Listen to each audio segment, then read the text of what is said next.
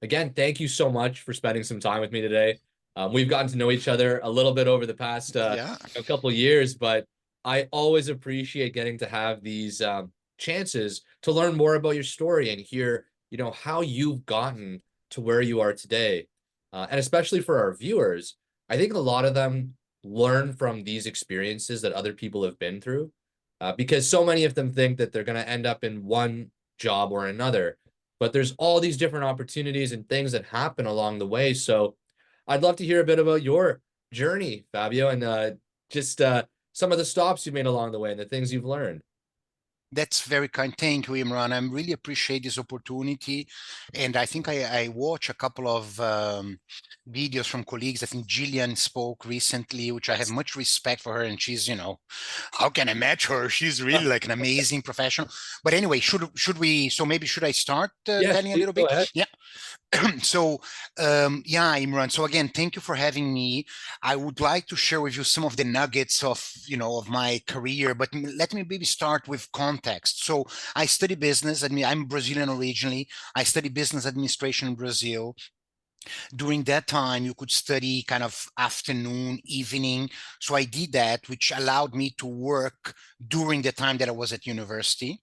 Ah, So I worked for an investment bank. That was my first kind of excuse me, kind of my first full-time job, if you will. I had other jobs, I did animation of parties with a friend of mine, like two clowns, oh like ping and wow. pong before that, while I was still in school. But my first full-time job, right after I started university, was at an investment bank, an Austrian Brazilian investment bank, and I stayed in this bank during my whole years of university. So all my 5 years at university, I was working at this bank.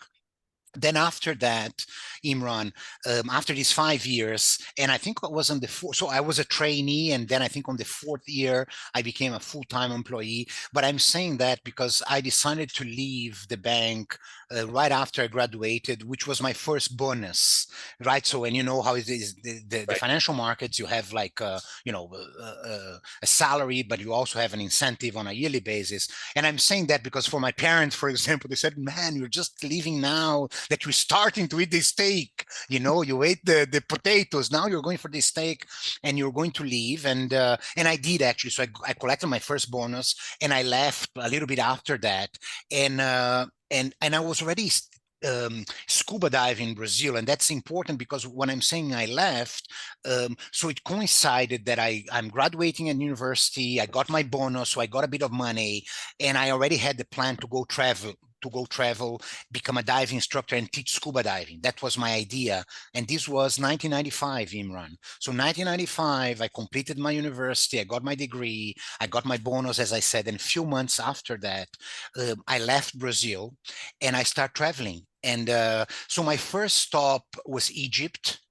And it was Egypt that I got my license as a dive master, which the name is very fancy, but dive master is one level lower than a diving instructor, a scuba diving instructor. So a dive master is someone who can guide uh, um, divers who have been already how to call it, certified, while a dive instructor has the ability to certify, right? That's the main difference, right? So he's ready to rescue, God forgive if anything happened like that. He can take a group. He's an experienced diver, but again, he cannot teach. So that was my first, and this is kind of the entry job in the scuba diving world, to be a guide. So I Oh, did this license in Egypt. I became a dive master. And then after Egypt, I went to Israel, also working the Red Sea, both cases. I became a diving instructor in Israel, and then for the next 6 years of my life, in a nutshell, I was traveling, teaching scuba diving, managing diving centers. So I went back to Egypt in Sharm el Sheikh. I took a boat, and I'm going to be speaking a little bit more about this boat that took me to Seychelles in Africa. From Seychelles, I work a bit in Seychelles, and I'm going to speak one or two stories from Seychelles. I went to Kenya and I started to work in Malindi, and I found a job in a diving center in Malindi. And this was before year 2000, right, Imran? I never did, but if I would have to write a book, maybe the title would be Memories of a Traveler Still in Times of Peace, because, Oh, I travel, I never, again, Egypt, Israel, as I said, Kenya, Seychelles, I live in Spain. I went back to Brazil and live in a small island called Fernando de Noronha. Anyway, I never had any challenges in traveling or, which perhaps nowadays would be much more difficult, not only in terms of security, but also this notion of having a foreigner working. I found a job in Seychelles, I found a job in Kenya. I think okay. nowadays this is more difficult to happen, I would say. Like you want to employ folks local. I think the legislation probably is tighter. Not that I think anything wrong. I think at that time you still could Different. travel, right? Right, Yeah, you could do that. a different time. Different times. So financial business, financial, the banking, the investment banking, scuba diving, as I shared with you, 6 years. Then I went back to Brazil in 2001. And then I start to think what I'm going to do now, and speaking with my father said, now I think we're equipped to open a diving center. I should have listened to him because I should have opened, man. I didn't, to be honest.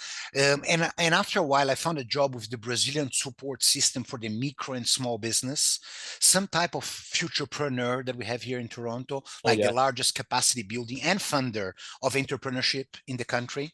yes, amazing program. Amazing, and really an amazing company, kind of mixed capital, private and public. It's not really a private organization, it's not a public as well, as kind of mixed capital. I worked for them for 5 years, and I helped created and led a program of kind of an economic development program using tourism as a tool, I would say. So I continue traveling, but at this time helping small, medium-sized cities, I would say, to develop their touristic potential, convening people and developing products, develop infrastructure, of reception, the signaling in the city, normally small to medium-sized businesses. Just to share kind of a bit of a one thing, from this period was that, and this was Brazil, I visited amazing places, brother. So I continue to traveling at this time within Brazil, and I visit amazing places. And normally when I go to a place, so folks were showing me, look at the waterfall that I have here in my property. Right. So let's bring tourists. So it was just the notion of, yes, you do have an amazing potential, but you need to create an infrastructure in order to bring tourists, where people are going to use a washroom, or, to buy a snack, or to buy a gift or something like that. So helping folks understand that, yes, you do have perhaps the raw touristic attraction, but you need to create an infrastructure around. So that was a lot of the work, right? Helping folks to understand they need to invest, if they really want to kind of leverage and create a touristic attraction. Anyway, so I did that for 5 years, different positions within this organization. And then I decided to move to Canada with my wife. So we came to Canada in 2006. Our movement was primarily ideological. We wanted to be part of a more fair, balanced society. That's what drove us here. Right.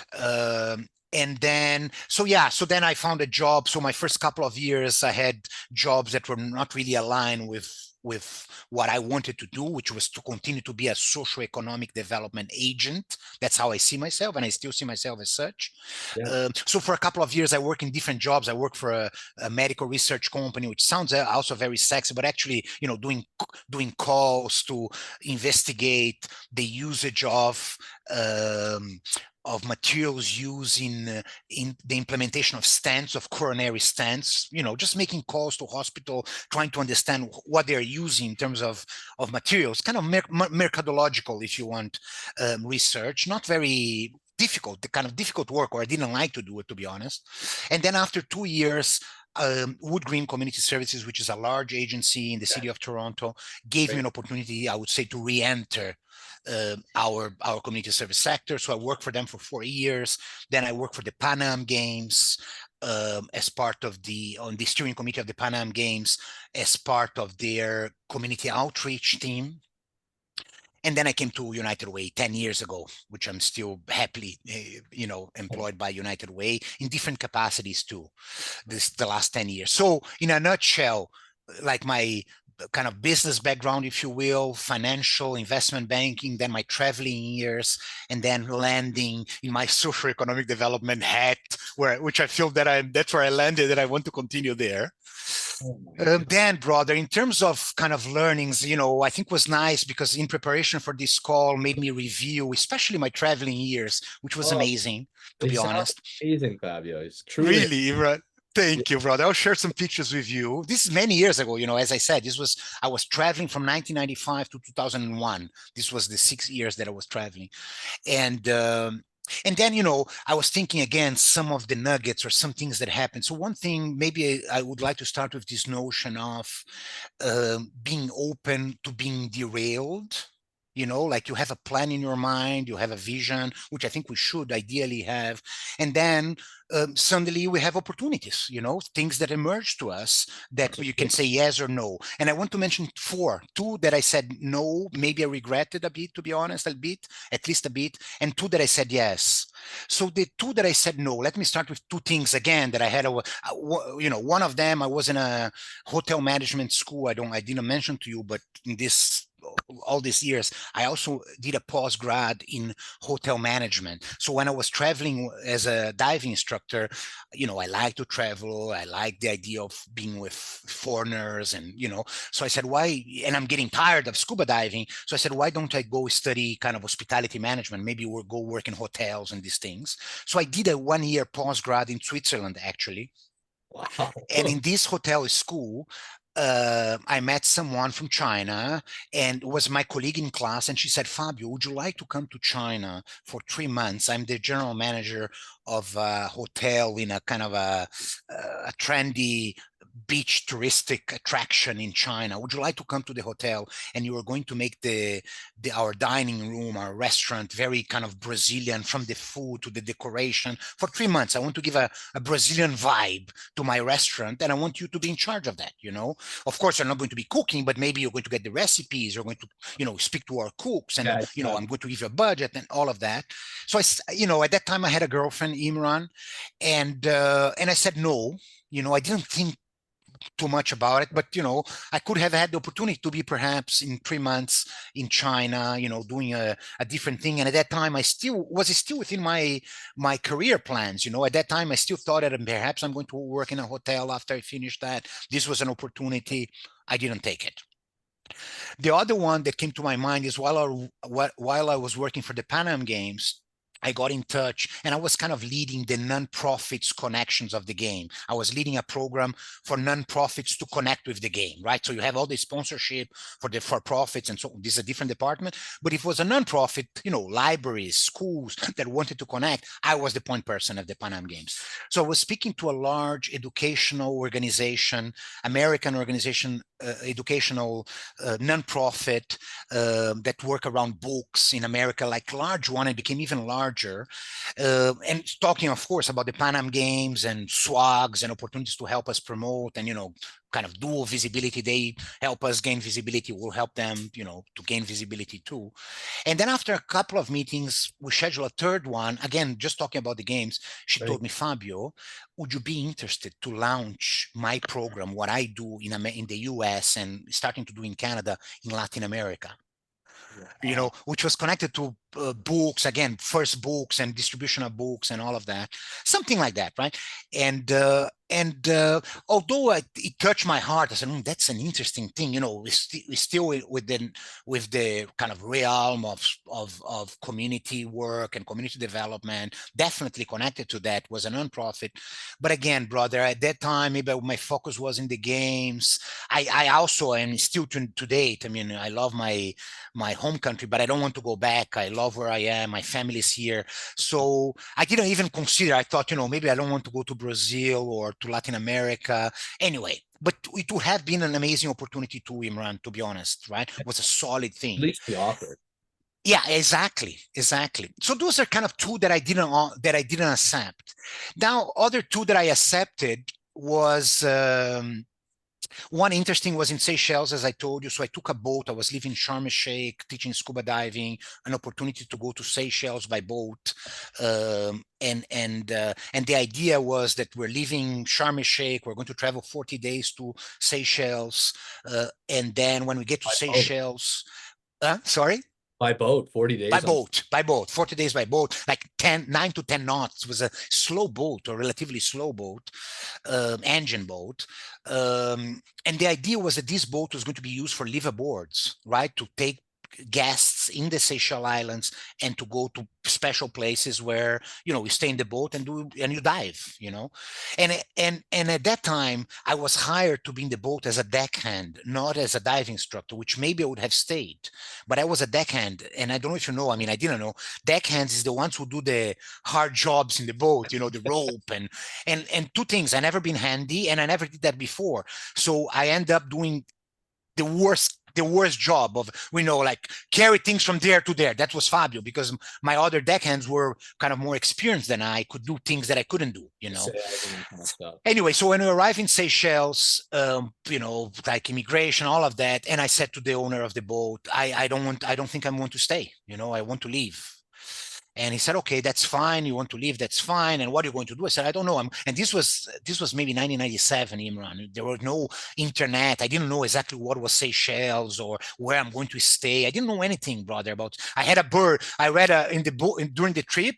There was a book about birds in Seychelles. That was the one that I read. That's what I knew about Seychelles. Oh, there's birds, and I knew there was a place for scuba diving too. Anyway, I entered Seychelles. I didn't know where to stay. I didn't know anything. My plan was I need to find a job now in a diving center that can keep myself, right? And but before that, let me see where I'm going to stay. So I go in one hotel, second hotel, and very expensive. I said, man, how am I going to do it? It's for me, it's, you know, I cannot pay that. Even if I find a job, I cannot pay that. So finally I get to a hotel and say, how much is it? I don't know, brother. Dave, maybe he told me, I don't know, $300 to stay here. And I said, bro, this is absolutely too much for me. He said, what if you help me in painting this whole hotel, and I allow you to stay here for some time? I said, bro, that's exactly what I need. You know, maybe, you know, what do you mean? He said, you know, it was a big hotel. Maybe it'll take around 2 weeks for us to paint. I give you 2 months here for free. You can stay here 2 months. And for the first 2 weeks, you help me paint. And, you know, I said, this is great. This is, you know, you have a deal, right? So I stayed there, Imran. You know, to make the story short, I ended up staying even more than that. He gave me a great deal. I moved from a good kind of room to a kind of a back room, and I found a job, and I stayed there in this place for the 6 months that I stayed in Seychelles. But again, the notion of being flexible, right? Or would you like to exchange a bit of your work for staying here? Yes, like be open to changes, right? At the same time that I'm saying that, I must say to you, Imran, that I also find important, brother, for us. So I'm saying to you, yes, be open-minded, be open for disruptions in your plan, be open for changing the route. Yes, I think that's a fundamental piece.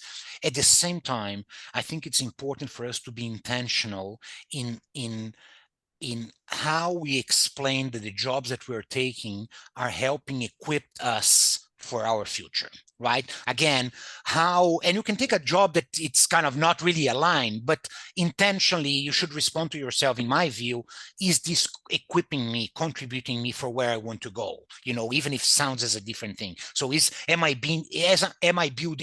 able to describe a coherent story, you know, in my movements, right? And again, in a world that is different than 1995, where you change jobs very often and you go from one career to the other one, you know, I still think that I think this is absolutely fine. But again, you know, and even when I hire, for example, I still think that there is value in trying to understand how your trajectory helped equip you for what you're applying now, right? So what is your dream job? If you're moving towards your dream job, again, ask yourself, how is this current job or the one that you're moving now helping you to equip for your dream job? So again, flexibility, but at the same time, intentionality in how you advance, right?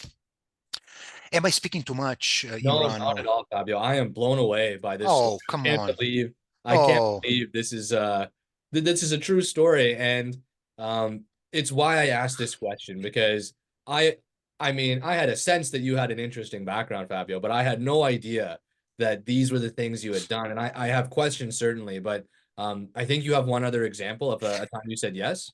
yeah, yeah. I was going to say another example, or maybe before, maybe instead of giving, maybe let me just give you one more thing, and then please ask me questions. Another Sure. thing that I think it's important for us, Imran, is this notion, and not only for work, but for work to be thankful for what we have. You know, so Sure. um, so for example, I, you know, in this traveling years, I was living in Prague. I was in Prague too. For 6 months, I was in Prague, Czech Republic, so not scuba diving, just traveling. And so I arrive in Prague, and I'm just thinking now how I end up in. So I end up in a hostel in the suburbs of Prague. I don't really remember how, to be honest, but maybe price wise, but it was a hostel, youth hostel in the suburbs of Prague. I meet a gentleman there who's saying to me, Fabio, an American guy, I'm leaving tomorrow back to America. I have a job in a jazz cafe that I clean the jazz cafe from 4 o'clock in the morning to 9 o'clock. From 4 to 9, I clean the jazz cafe. They close the jazz cafe at 3:30 and they reopen the jazz cafe at 9:30. So that's the window they have for to cleaning. I have this job. Would you like to take this job? Something like that. I got to, and I said, why not, man? That's exactly what I need. Yeah, I want this job. So next day, or he was going 2 days from there, I go to this jazz cafe with him, Imran, and this was winter in Prague. I mean, now I'm definitely used to winters, but at that time I was not very used to winter. And remember, the start of this job was 4 o'clock in the morning, so we had to wake up like Oh, 2:30 in the morning, right? 4 a.m. 4 a.m. Right? oh, So the Jazz Cafe closes at 3 o'clock or 3:30, and oh then my, reopens at 9:30. That's the window, right? So we had to wake up, I don't know, brother, 2:30 in the morning, take two street cars or trams, as they say there, to arrive in this jazz cafe. So I arrived in the first day. He teach me how to clean the things, washroom, everything. 4 hours I had to clean. No problem. I leave for the day. Now we have money. I mean, the first day I just mirror him. He got the money. I said, yeah, I want to do this job. Second day I come. So second day I come alone. I have to come to work alone. I wake up at 2 o'clock in the morning. I said, brother, that's my last day. Yes, I committed today, but I'm going there today, and I'm going to work, and I'm going to tell him that I'm leaving. That's it for me. I cannot kind of wake up 2 o'clock cold. Like, come on, man. So I do that. 9:30 when I finish Imran, I'm thinking, brother, now I have, I don't know, 12 oh, crowns, whatever was the money. I have the whole day in front of me. I already have this feeling of this vibe of I work. yeah. I'm going to come back tomorrow. Then tomorrow, 2 o'clock in the morning, the alarm clock rings, and I look at the alarm and say, okay, that's the last day, man. Today is the last day. I'm going there. And I did that for 4 months.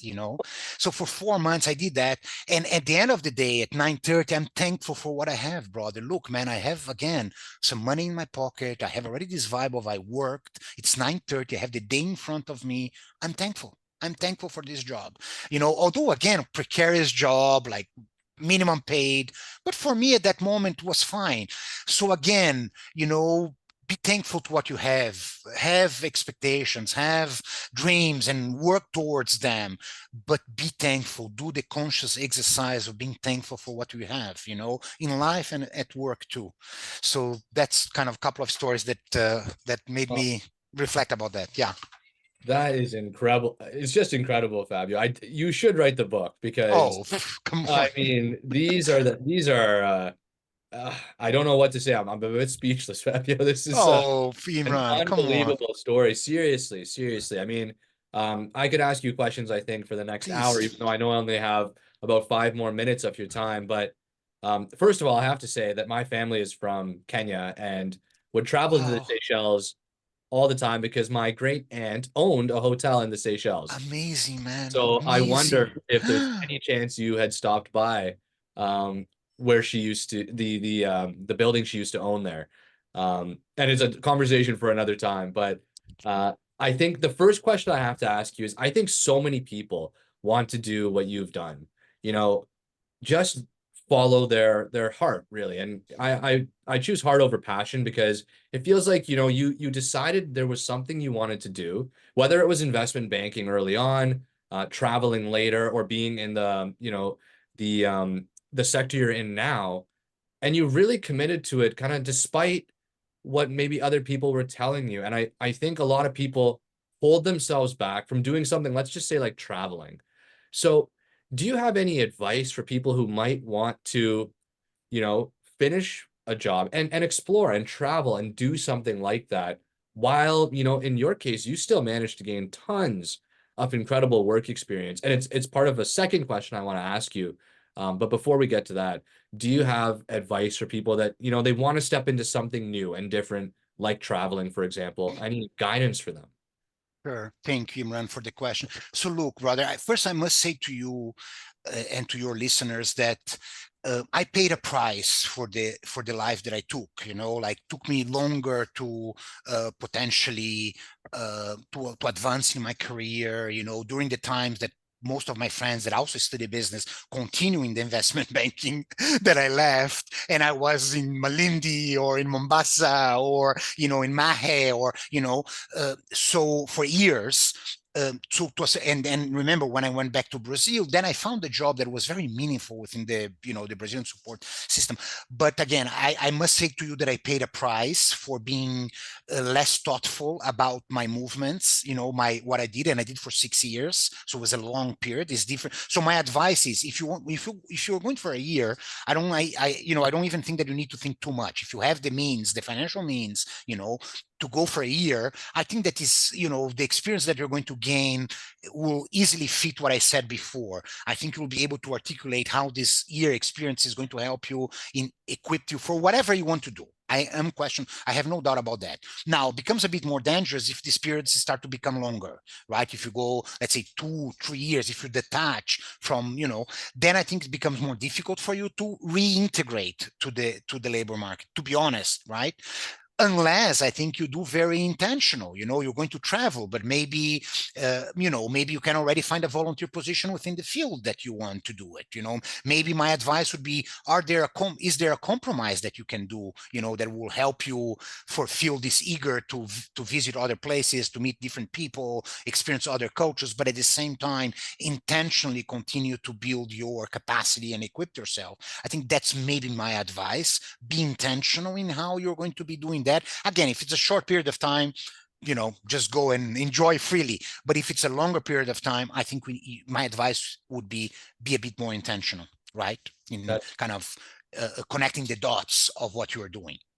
I that's think that would be extremely my advice. Yeah, I really appreciate that, Fabio. That's really helpful, and I think it gives context and helps us understand that you can go. There are consequences feels too strong a word, but there are results that come from yeah, making yeah, that yeah. decision versus another. And if you've considered them, then like you said, enjoy yourself. And as make your decision around how long you'll be doing any one of these endeavors you might be interested in, um, it's just important to be intentional. I think that makes a lot of sense. Um, and based on your experience, you did all this traveling and like you said, I think you spent a lot of time figuring out, these different things you were interested in. But come kind of time, that you were in Canada and applying for jobs here now, were you able to kind of talk about those experiences, um, in an Nice. interview setting and thing like that? Like, I can see those being really interesting talking points, because it sounds like you learned a ton. Like you said, whether or not it was intentional for you at the time, I think regardless, it sounds like you learned a lot. And were you able to talk about that as you applied for jobs later in life? Absolutely. I was, so I mean, especially because we live in such a multicultural society in our country here in Canada. So I think the notion of navigating different cultures, the notion of being able to relate myself and to a certain extent integrating different cultures, but just to share. So yes, I think this again the cultural sensitivity that I gained from this traveling, I think definitely I was able to articulate. But more than that as well, I think my flexibility, my capacity to adapt. So yes, I think I use all of that. But at the same time, I want to highlight one thing, brother. Although often we say, that the world is becoming more generic, that it's more, that the skills that we're looking for are more kind of generics, like critical thinking, emotional intelligence. I think those are fundamental skills.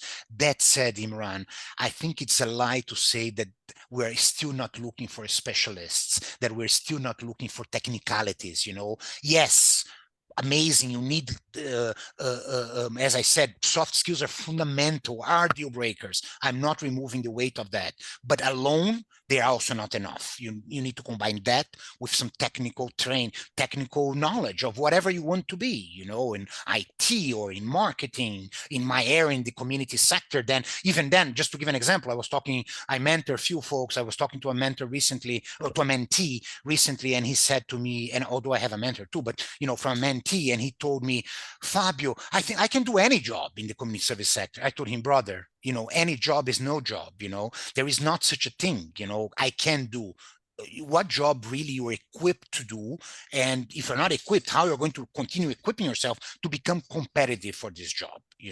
So the notion again of soft skills combined with hard skills, if you will, continue to be relevant, on top of these experiences that you gain traveling and in other ways that again are fundamental, but alone are not enough.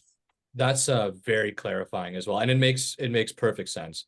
Um, so I'm glad you said that because true, you can gain incredible skills in one area, but like you kind of did, you ended up taking the hotel management program. I don't know when you had time to do that, um, but to advance a skill set you were interested in pursuing a career in.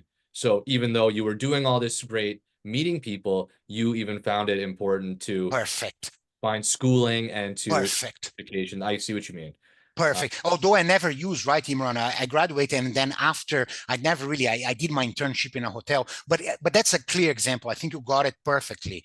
Yes. So yeah, I mean, I in theory I already had the skills, but I said, how can I continue? What are the nuances part of this occupation that I can gain to right. to aspire more? Yeah, perfect, Yeah, and Imran. then it was your choice whether or not you entered that To industry, use, yeah, yeah, but you yeah. had the background in both areas. Um, well, I mean, I could ask you questions for so much longer, as I say, Fabio. Maybe I'll just ask you one more thing before I let you go, Please. because I know we're at the end of the time I asked you for today. But do you have any final words of advice for job seekers today? It's like you said, it's a different world, but at the same time, it's the same world, right? We're doing Yeah. things differently, but I do think that there is so much to learn from the way things have been done. So, do you have any final advice for people out there who are trying to find their way, who are trying to find their next role, or what excites them? Anything you can leave us with as we close off this episode, Fabio? Sure, thank you, Imran. I would say that persistence is the name of the game, Imran. You know, um, yeah, the market is so competitive, to be honest, right? Just to give an example, where I'm posting a job, so many talented people are connecting with me, and I think to myself, wow, man, when people come to you and say, this is my dream job, I said, shoot, man. Like five people told me that, like four of them are going to be disappointed. At least, maybe there are others that I don't even know, right? So it's such a competitive market. So again, I think persistence is the name of the game, not taking things personal. So yeah, I would say persistence, and as we know already, connections as well, right? Expand your social capital, connect with folks, do volunteer positions, be humble. Maybe if someone offer you an opportunity perhaps to mirror someone, take this opportunity. So I would say that persistency, and what was the second thing that I just said now? Kind of be, Uh, to get to know people and expand that. Exactly. An expansion of, no brainer, right? And expanding your social capital, because as we know, it's important, right? But again, I think the main one is persistency. Don't let the no's impact you, or try to mitigate the impact of the no's, because we're all receiving so many no's until we have one yes. Persistency, go, go, go, go. Maybe take a year, maybe take 5 years. Keep going. I think that's still the key, brother. Persistency. That's an amazing takeaway, Fabio. I think that's tangible. I think Think. it's meaningful for people. And I think you exemplified that throughout, the story you told us. And as well with the network, right? You met people, but you took the opportunity seriously. You woke up at 2 a.m., you did that work. And I think it's one thing to hear it, but when you hear someone like yourself who's done it, it becomes real for people. And I do think the last thing I'll just say is that I really appreciated your message about gratefulness. I think it's really important to strive for your ambitions and your goals, but to be grateful with what you Yeah. have now. And that ends up doing something. That ends up opening doors in a way that I'm not sure I can articulate, but I know happens. So thank you so much for your time today, Fabio, for sharing these insights and stories. I hope you write the book. I would love to Oh, read it. come on. Thank you so Seriously, much, Imran. A pleasure. Thank you so much, brother. I hope I was helpful. absolutely. Thank you so much for this opportunity, and I look forward to continuing in touch and learning from you as well. I'd be happy to, and I hope you have an amazing weekend, Fabio. I appreciate the time today, truly, and we'll have to have you back on, I think, in the future as well if you have more time for us. It will be a pleasure for me. Thank you again, and have a beautiful weekend ahead, Imran.